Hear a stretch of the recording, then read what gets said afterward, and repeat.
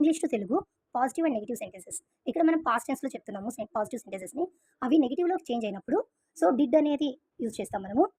అలాగే డిడ్ తర్వాత, did not తర్వాత మనకి ప్రెజెంట్ టెన్స్ వర్బ్ వస్తుందనమాట. ఓకే. ఇక్కడ చూడండి హీ వెంట్ అతను వెళ్ళాడు. వెంట్ అనేది పాస్ట్ టెన్స్. అదే మనం నెగెటివ్‌లో చెప్తే he did not go. Did అనేది మనకి పాస్ట్ టెన్స్‌ని రిప్రజెంట్ చేస్తది. He did not go. ఖచ్చితంగా ప్రెజెంట్ వర్బ్ అనేది రావాలి. అతను వెళ్ళాడు. అతను వెళ్ళలేదు. అలాగే షీ కేమ్ ఆమె వచ్చింది. షీ డిడ్ నాట్ కమ్ ఆమె రాలేదు.